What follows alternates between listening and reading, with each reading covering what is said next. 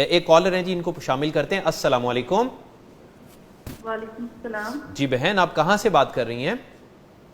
میں لاہور سے بات کر رہی ہوں۔ جی آپ کیا پوچھنا چاہ رہی ہیں؟ جی میں یہ پوچھنا چاہ رہی ہوں کہ جیسے کہ یہ ہسبینڈ اور وائف میں بہت زیادہ لڑائی جھگڑے ہو رہے ہوتے ہیں، اور کافی ایک سال ہو گیا کہ ہم لوگ نا کاروباری پریشانی کی وجہ سے مبتلا ہیں، تو جادو کا پتہ چلا کہ آپ کو اس کی وجہ سے جادو ہو گیا ہوا ہے، جادو کا اثر ہے۔ ٹھیک ہے، تو ہم نے اس کا علاج بھی کروایا ہے، لیکن جو ہے نا پراپر اس کی مینجمنٹ نہیں کر سکے، لیکن ابھی بھی ہم لوگوں کے لڑائی جھگڑے اتنے زیادہ ہیں کہ بات جو ہے نا علیحدگی تک پہنچ گئی ہوئی ہے۔ تو آپ کوئی ایسا عمل بتائیں کہ جو ہم کر سکیں، کیونکہ جیسے ہم جادو اس طرح جاتے ہیں عالموں کے پاس، وہ اتنے لمبے لمبے بتاتے ہیں وظیفے، وہ کر نہیں سکتے نا، تو ایسی کوئی بات جی بتائیں بہن ٹھیک ہے۔ جی بہن، اللہ تعالیٰ پر رحم فرمائے۔ ابھی پوچھ لیتے ہیں۔ جی یہ تو مشکل نہیں ہے، آپ وظائف نہ کریں، محبت برے الفاظ اپنے خامد کو سنائیں۔ وَمِنْ آیَاتِهِ أَنْ خَلَقَ لَكُم مِّنْ أَنفُسِكُمْ أَزْوَاجًا لِتَسْكُنُوا إِلَيْهَا وَجَعَلَ بَيْنَكُم مَّوَدَّةً وَرَحْمَةً۔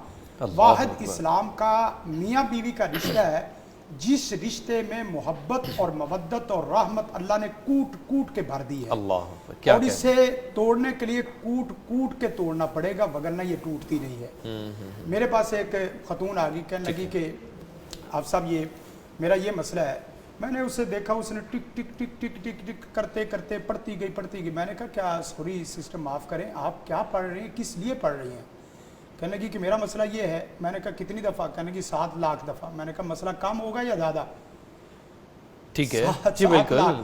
اب جس مرد کی ضرورت اس کی کپڑا، لباس، جوتا اور اس کی خوشنودگی اور باقی چیزیں ہیں، آپ 7 لاکھ دفعہ پڑھیں گے تو وہ ساری چیزیں اور سائڈ پہ۔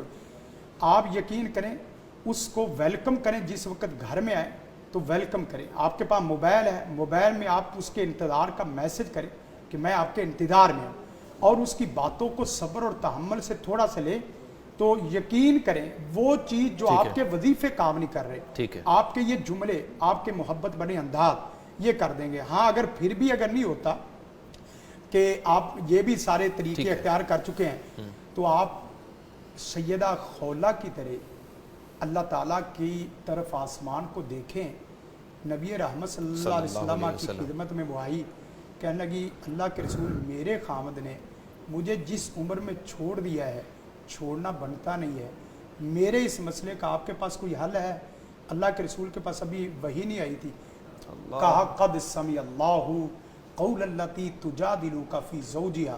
سیدہ عائشہ فرماتی ہیں کہ اس نے خامد کی اس درد بھرے انداز میں، محبت بھرے انداز میں التجا اللہ کے سامنے کی، اتنی تیزی سے جبریل جلدی کبھی بھی نہیں آتے جتنا کہ اس واقعے میں آئے ہیں۔